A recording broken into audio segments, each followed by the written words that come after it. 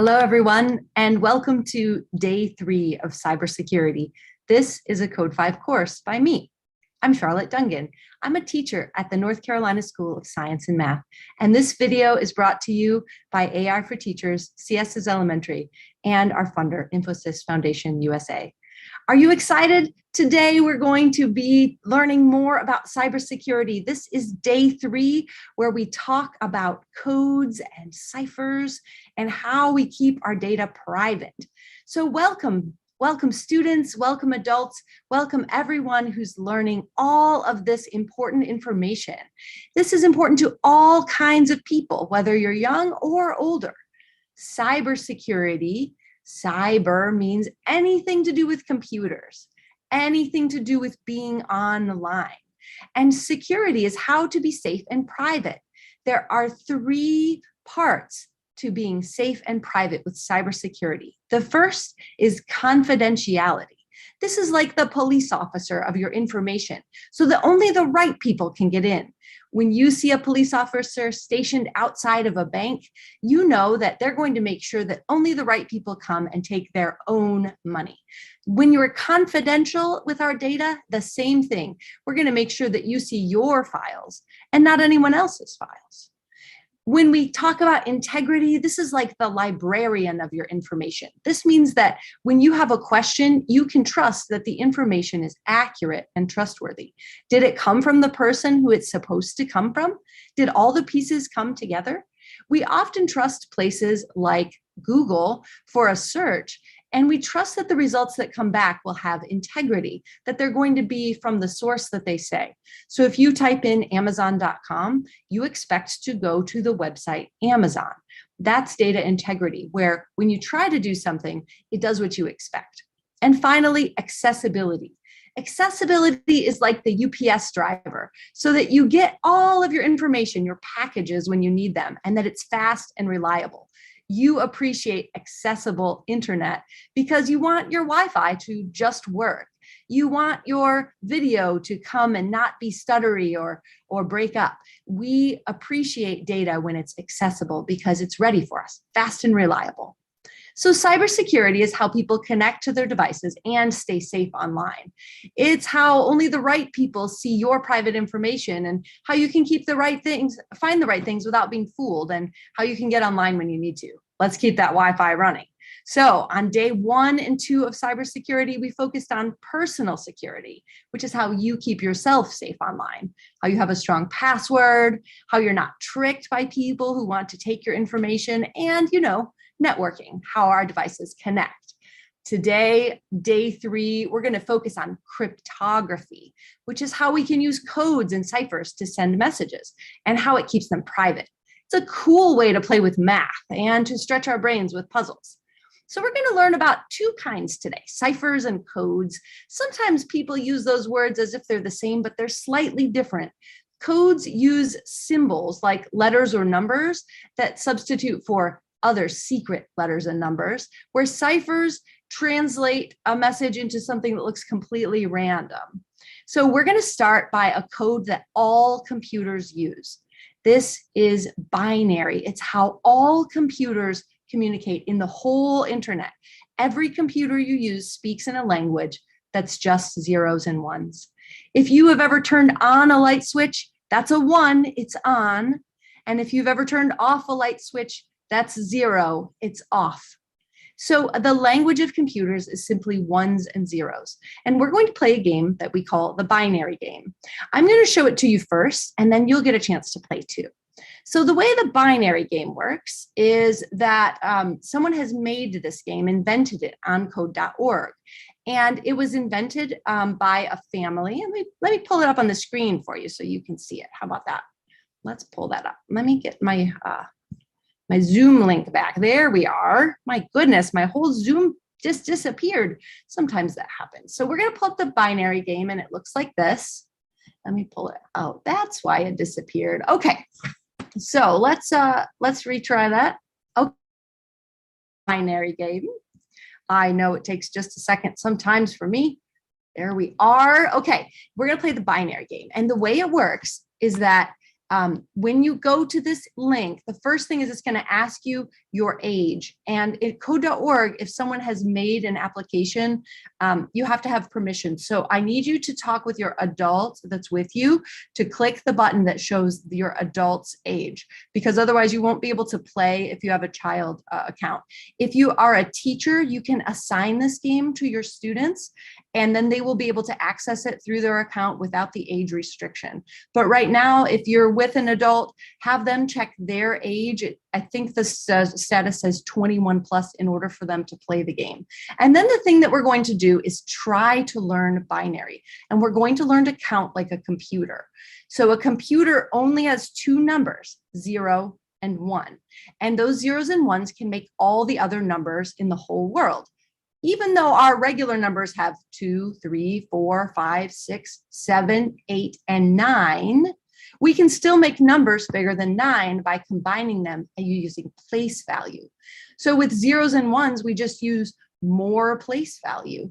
We can make a number like 108, and that's a 1, a 0, and an 8, and we combine them into the hundreds, the tens, and the ones in order to make a big number. So binary does the same thing. We use placeholders, and now you'll see this is going to fail out on occasion because it's playing the game as I go. But this bottom part right down here is showing me the place value. So a 1 in this column right here is a 1.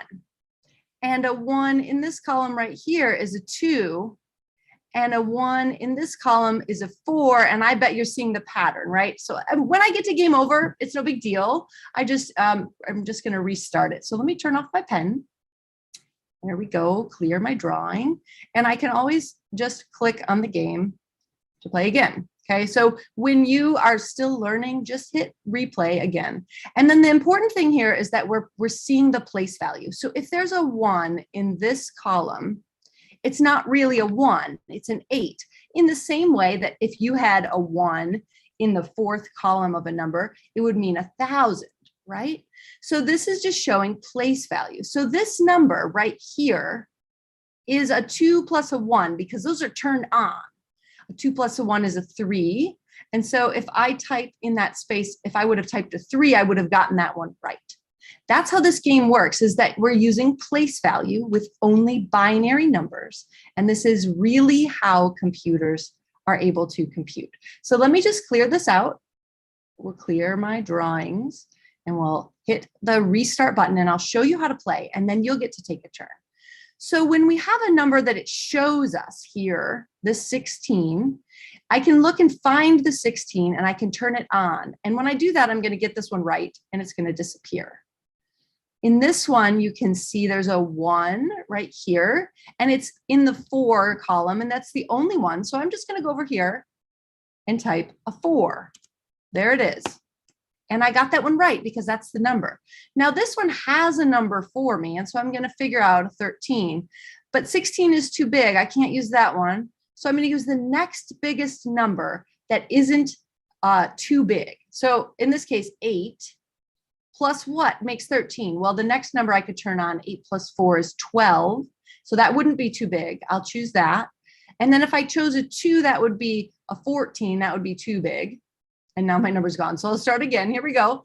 8, we're going to try to get to 11. So I can't use a 16. That's too big. I use an 8. I turn it on. If I did 8 plus 4, that's 12. That's too big. So I'm going to do 8 plus 2 is 10. And then I can add one more to get to 11. So when I'm calculating with a number, I always try to find the biggest number that isn't too big. I don't want to turn on a 4 because that's a 3 is too big. So I'm doing 2 plus 1 is 3. And I'll do this up here, one more, this 10, okay? So 8 plus 2 is 10. I'm gonna turn those on and it went. And then when I have a blank box, all I'm gonna do is add the digits that are on. So 8 plus 4 is 12, plus 1 is 13. There it is, I hit enter and off it goes. And so this number was the same, 8 plus 4 is 12, plus 1 is 13. If I have a 1 turned on, it's just a 1. And as you play, you'll get faster and faster and faster, and your score will increase and you'll level up. So now it's your turn to play the binary game. It's okay to focus on just one type of problem at the start. If you feel more comfortable adding the numbers, that have it shows 10 and 8 plus 2 is 10 and you can do that really fast, then you can just focus on those to start and practice with those. Let's see. Oh, that one I did 10, but it's actually 9. That was a mistake. So I can always just go back and fix it. When I get it right, it disappears. And maybe I want to do those types of problems first and get the handle on them. And then this one, there's no numbers. So that's a 0. That one is a little bit tricky. So remember to hit enter when you're entering those numbers, and those will clear out. And then you can try these other ones where you turn on the numbers to make the correct digits. You can go any way you want. The goal is to play again and again to see if you can raise your score. So now I'm going to give you the link to this game, and you can play, and we'll come back together in a few minutes. All right, I'm going to put it up on the screen. Hold on just.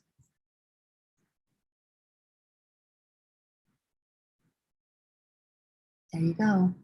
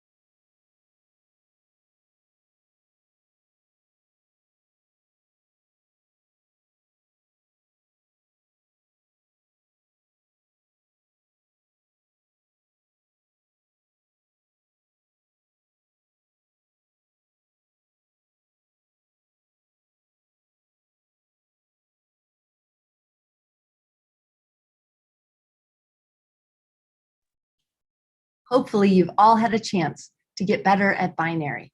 If you're finding this challenging, if you need a little bit more time, you can always pause. You can always come back and unpause this video and keep playing once you're done exploring this game. It's great to learn binary because it's a code and it's how the whole internet works. I want to show you how. Sometimes grown-ups say things like, binary is how computers talk, but then they don't tell you how. So this is the letter A. The letter A in the internet is the number 65, and that's a capital letter. 65 in binary is this. So every time you hold down the shift button and you press the letter A, inside your computer, it looks like 01, 0, 0, 0, 0, 0, 1. That is what A is inside of your computer. And the uppercase A is different than the lowercase a, which is the number 97. You can see that there's the lowercase a, and here is the binary number for 97. Every time you type a lowercase a, it's a 97. Every letter, every number, and every symbol on your computer is in this code. So you can see an ASCII code is the number, and you can see that the binary code is here, and even all the other things like numbers and symbols like an equal sign is a 61. And you can see this is written also in numbers. So this is a whole list for people who are developing computer code that shows that how things can be written in different ways. The important thing, BIN means binary, is that no matter if you type on a keyboard in English or in another language, the code that you use is a symbol that is translated into a number. And it isn't just letters and numbers and symbols. We also have colors. Every color on the internet has a number value. In this case, we've got a red amount of color, a green amount of color, and a blue amount of color. The pure color red is unsurprisingly all red and no green and no blue.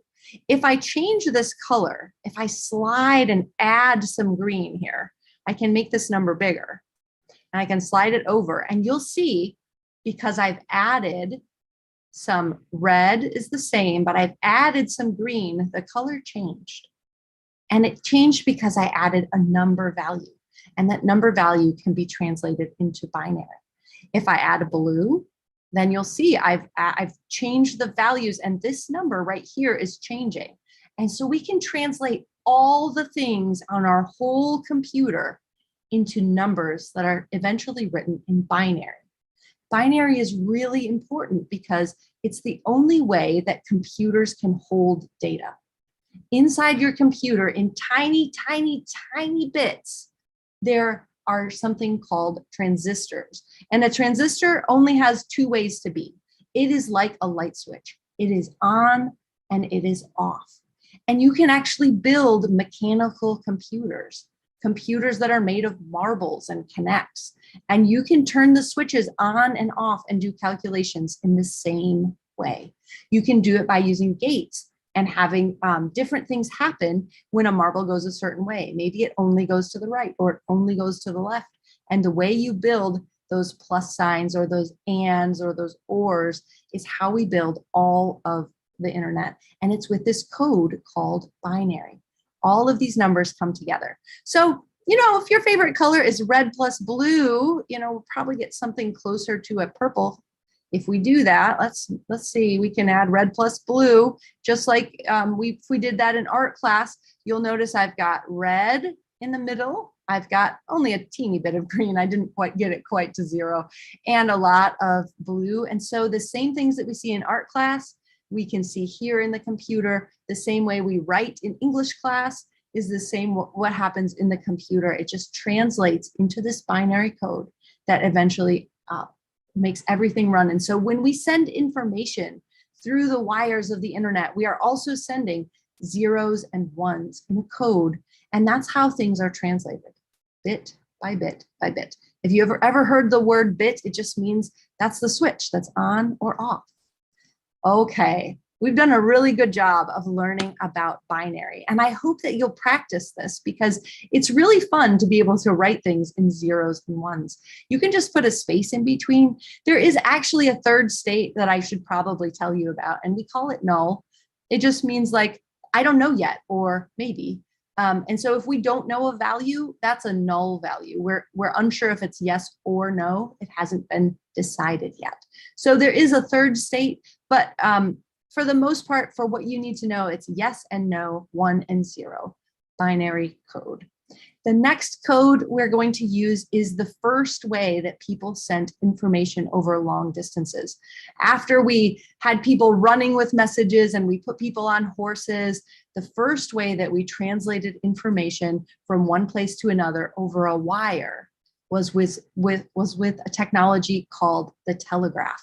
And they sent a code called Morse code across the wires in order for people to learn and send a message. So let's say that you had an important message to say that someone needed to come home. Let's say there was a family emergency. You could type in Morse code and the signals, the dots and dashes of that message would be sent over the wire and they could be heard from far away. And so today we're going to learn this very first code that was used even before telephones. Before telephones existed, before we could send a voice, we could send a noise. And so that's what we're going to practice today. This is made by Google. And if you have a phone or different types of technologies, you can use different types of Morse code trainers. I'm going to show you one option that I prefer that is on my computer, but it is not the one we're going to use in this class because not everyone has access to a phone in a class. This is a great one to practice at home though, if you have access. So this is both in the iStore and on Google.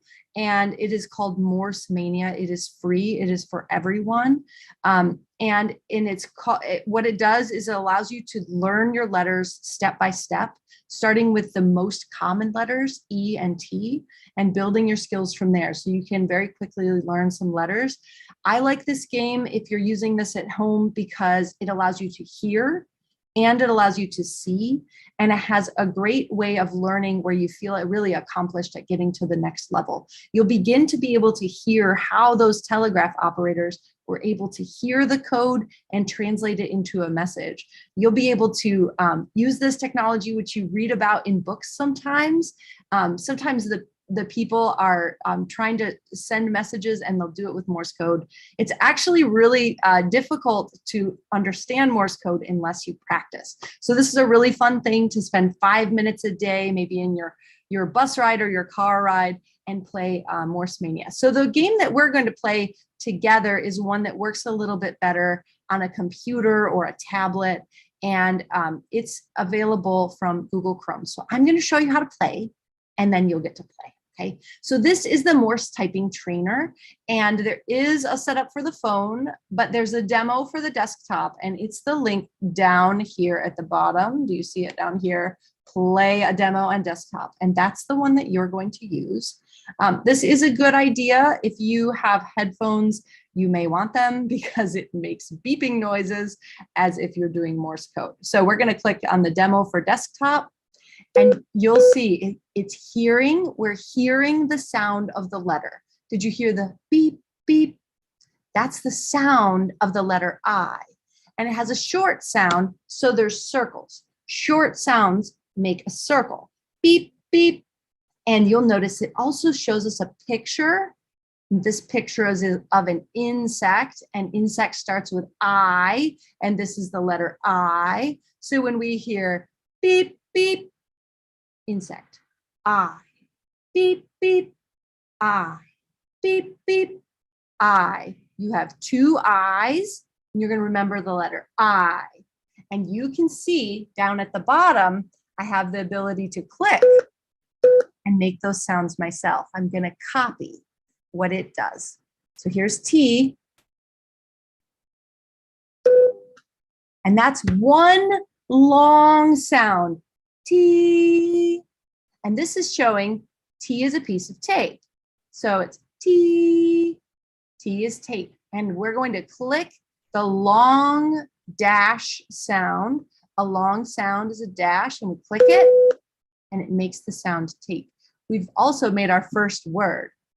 Do, do, do is it. So now we're starting with the new word, tape. And if I wait too long, it'll show me what it is.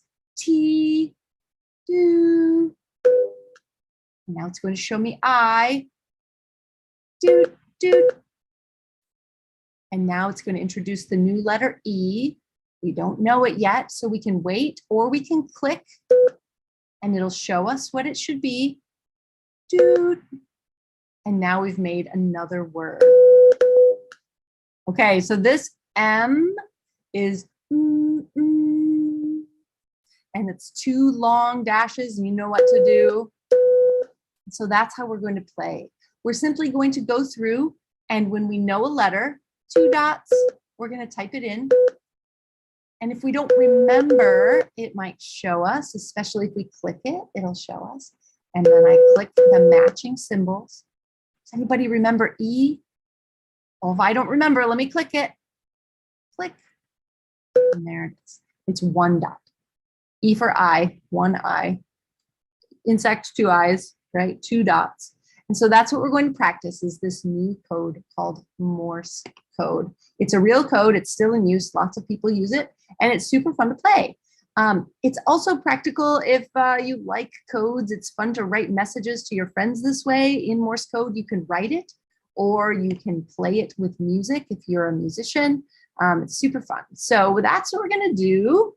And I'll put up the code for you, and you'll get to play. It's your turn to play. Here we go.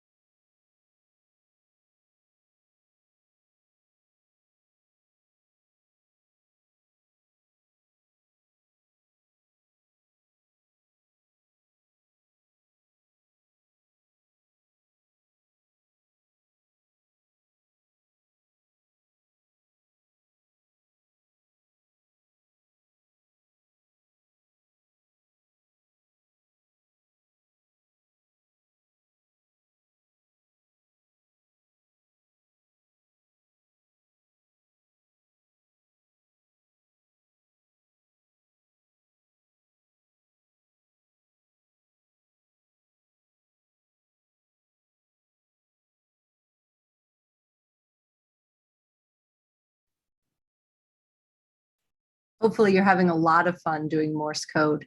It's really neat to be able to hear a beep and immediately think E. It's really neat to make a dot on your paper and know that that means E. And codes, that's what they do. They take a letter or a word and they encode that into something that someone else can read if they understand the code. Morse code just happens to be one of the most popular in the world. The problem with Morse code, though, is it's not secret. If you know Morse code, you can talk with anyone else that knows Morse code. It's nice to be able to share messages widely, but sometimes we want them to be private. And that's why we have something called encryption. Encryption sends a code, but it keeps it secret. One way we can do that is by using a cipher. In our next game, we're going to use the most common cipher, and we're going to learn a little bit about history from World War II, where literally code cracking meant the difference between victory and defeat for the Allies.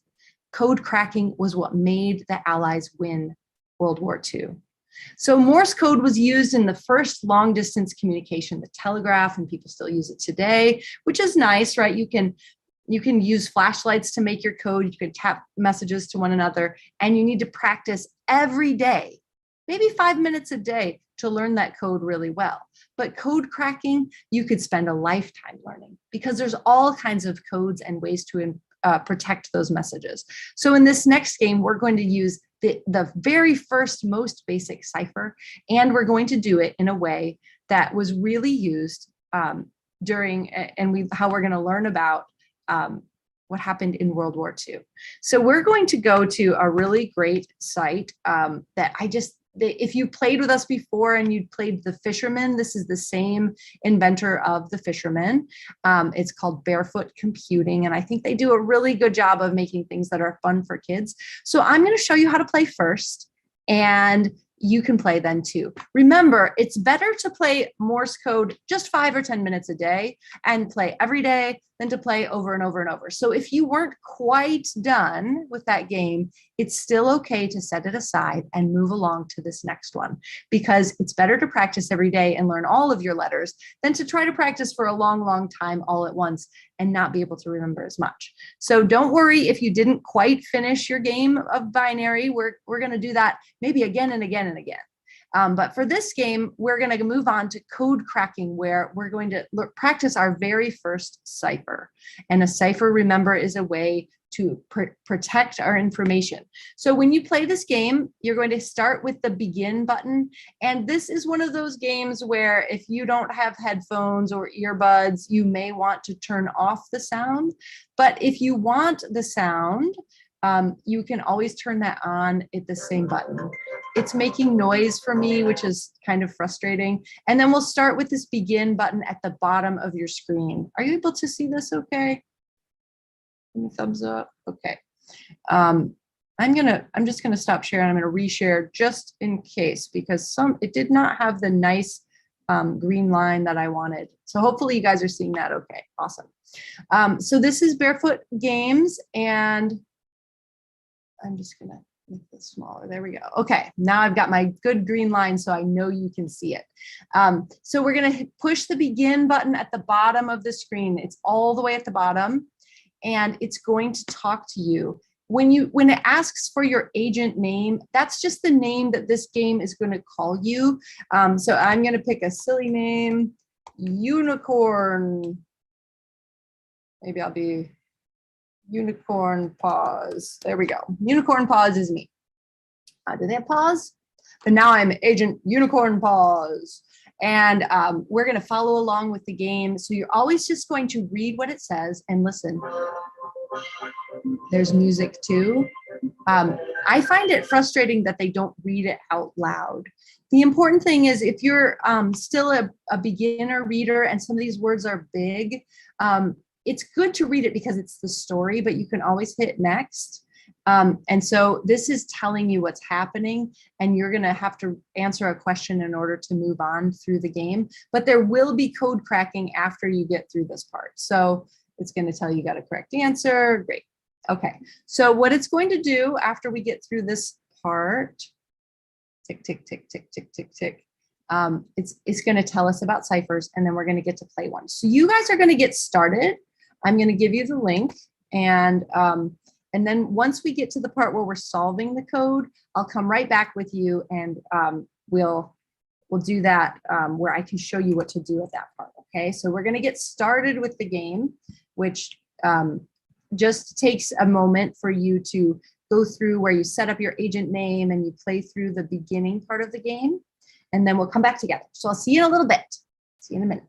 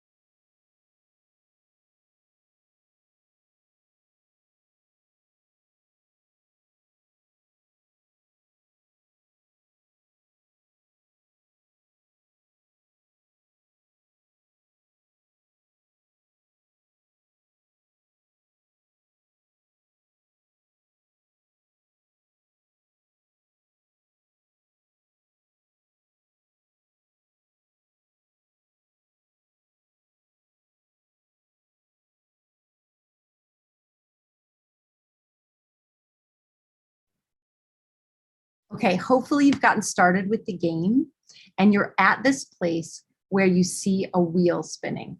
If you're not quite at the place where we have the wheel spinning, then you're not quite ready to play. And so you should pause here until you get to the part where the wheel is spinning. Now, the thing that you just read about, the Enigma machine, was real. It was a real machine that computer people at the time thought was uncrackable. They thought it was completely safe. And so the enemy was sending messages thinking that no one could read them when that was not true. So when we have something that's encrypted, it's important that we keep things really safe. And at the time, they thought the way to keep information safe was to make sure that no one knows about it, that it's a private Enigma machine, right? That only the people who invented that code know about it. But actually, this is super weird. The way to keep codes safe is to tell literally everyone how they work. And if no one can crack it and break it, then we know it's secure. So the most popular ways that we send information on the internet are actually encrypted, but totally public. And the math is so complicated that no one can unscramble the information unless you have keys at the front and the end to unlock it.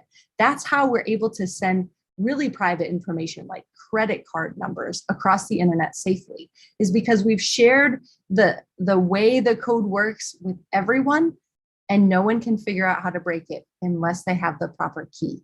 That keeps us all safe. This code is not that safe. If we figure out how to turn the wheel, it's easy to decipher this code to figure out what it means. But this is a way of showing how a code works. It's not a secure code. Someone could figure it out, but it's better than nothing. It would take someone like your little brother or sister more time to figure out your code than if they were just to read it or to listen in Morse code. So we're going to match the inner wheel to the outer wheel and make a letter, like in this case, A equals A. We're going to make it so a letter means a different letter. And that's how we're going to play. So this is explaining that a Caesar cipher, that's the name of the cipher we're using today, turns a letter into another letter. So every time you want to write the letter A, for example, instead of writing A, you'll write C. And every time you write B, you're going to write D instead. It's not a complicated cipher, but it is one that at least protects your data a little bit. The real codes we have on the internet are much more complicated. Okay, so let's do this Caesar cipher. Remember, a cipher substitutes one character for another. So the way that we do this, the offset just says how many times we're turning the wheel. And this can be confusing. So you just notice, like, you don't want to try to like click all this random stuff. That's not what we're doing right now. It's giving you an example, okay? So it's saying if you had a ZKC, it would turn into the word dog. And the way that works is that you look for the letter on the outside of your wheel is the code where you unscramble it. So if you had a Z that on the inside, that means a D is the real letter. So if someone sent you a note with a Z, that's the inside. And when you unscramble it, it's the outside. So Z means D. Now, down here at the bottom, our next letter is K. So we look for the inside wheel, the K, and right next to it as we go out is the letter O. So inside is the message we received, and outside is the letter that we want to capture for our message. So that's the O. And then since we know this one is going to be dog, right? We can still look it up. We can see how C, oh, look, I was looking up here. Did you see? Did you notice that I was trying to look on the outside of the wheel? I was looking right here and then it didn't make any sense. And that's because I remember now I have to look on the inside of the wheel for the coded message, and it turns into the letter right here. So my message was ZKC, and let me just clear this real quick, and we'll see if we can match those up. So we're going to look for the Z. There it is. The inside Z turns into a D. We're going to look for the K, and we're starting on the inside, going to the outside, and the C. So the C is right there. And now if our message on the inside of the wheel was ZKC, that turns into DOG. Kids often get confused because they're looking on the wrong side of the wheel. So remember, when we turn the wheel, it turns into the letters just turning around, and then we look on the inside for the coded message and look on the outside for the decoded message. Decoded means we can read it like it's a real word. Okay, so that's how this is showing you how to play. All right, so let's hit the next button and we'll get to practice. Your first mission, fix the incorrect offset to uncover the hidden messages. That means that if you had this wheel on paper, and you can print them and turn them in real space, that you turned it 3 times and it needs to be turned 4. If you have the wrong turn, it won't decode your message. You'll get a mistake. So let's see. This message that it shows you has a bunch of letters that don't mean anything, and the wheel is showing this message. So what we're going to do is turn the wheel by pushing the plus button. The plus button is right here, and we can also go minus if we think we went too far. So what we're going to do, let me just clear that real quick so that we can start clicking those buttons. We're going to press just the plus button 1 time and see that as we click, the deciphered message at the bottom is changing. And right now, it still doesn't mean anything. So we click it again, it still doesn't mean anything. We click it again, nothing. And again, 4 times. And all of a sudden, our encrypted message, the one that was the code, the cipher, the Caesar cipher, is decrypted and we can read the message. So now we can see that a W, and remember we're looking on the inside of the wheel for our message. So there's the W. That turns into an A. And then the next letter is a P in our message. So we're looking right here. This is what somebody sent us. The W turned into an A. There it is, right there. And the P, we look for the P. There it is, right there. And that turns into a T. And the way that we were able to do that was by turning our wheel. And by turn the wheel, I mean that it was able to, this A is moving around the wheel. So when I don't turn it, when I click the offset button, when I click these numbers, you can see the whole letters are shifting from A to B. So when there's no offset, when it's 0, A means A, B means B, C means C. And when I turn it, well, now A means B, B means C. When I turn it 2 times, A means C. How about A means D? A means E, A means F. And only if I have the wheel on the number 4 will I have a message that makes any sense at all. That's why a cipher protects our information, because for 25 ways, it doesn't work. Only for this one way where the number shows 4 do we actually get the correct message. So once we've practiced cracking the code by turning the wheel, we get to do that a couple of times, and you'll get to do it too. We just find it, we hit submit, we continue, and then you'll get to take a chance now too. So I want you to take a moment, fix the offset and crack the code. If you do this game for yourself, you can also change the offset, and you can write a message to a friend and just put the number at the top. Maybe you write that number in binary and you'd say, hey, and you write maybe 1, 1, and that would be 2 plus 1 is 3. So your offset would be 3, and you could write a code just like this with your wheel. And you could, for every time you write an A, it means a D. For every time you write an E, it means an H. And you could write your own message with this offset code, and you could put the binary number at the top. It might be really fun. This is a great time to play. So keep working on this code cracking game, and we'll come back again in a minute.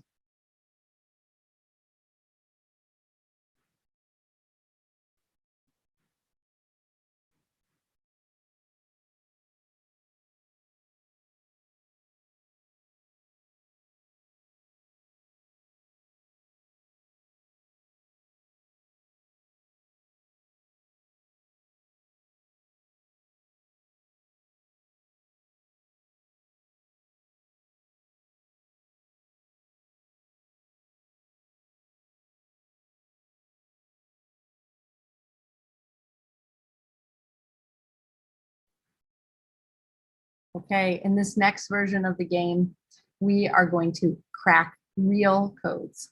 And we do that by knowing the offset is 1. So here I am, I'm going to look for a Q. The Q is going to be the letter on the inside. There it is. What does a Q mean? A Q means the letter right outside of it. A Q means R. So I'm going to write the R in the box for this next part of the game. You're going to write it down here. You're going to put your own letters with your keyboard into that space. So I'm going to do that right now. I'm going to write an R.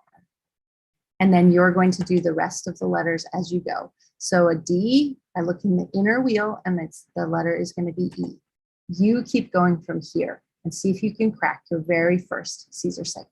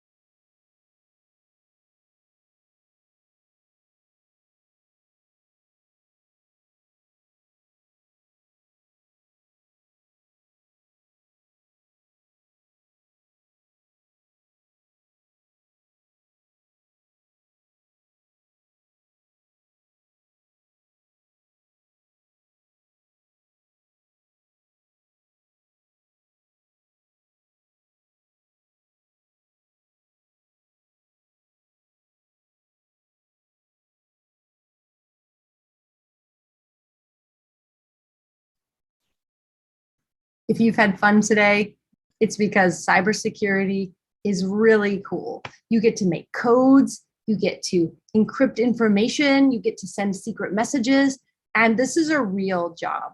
People who work in cybersecurity protect your information by encryption. You learned the very first game. Today, we've just gotten started with codes and ciphers. When we keep data private and secure with encryption, we're doing important work. It's a really cool kind of math that keeps your information private. And if you liked this lesson, we'll have more codes and ciphers, perhaps on a special bonus day, just for cryptography puzzles and games. Remember, cybersecurity is how people stay safe online. They keep their information confidential, they have data integrity, and they have access to their information when they need it. It's how only the right people can see information and how you can find the right things without being fooled, and how you can get online with your need to. We want to keep that Wi-Fi running, and it runs through binary with zeros and ones. We hope to see you next time for day 4 when we learn another topic on cybersecurity. Thank you for coming today.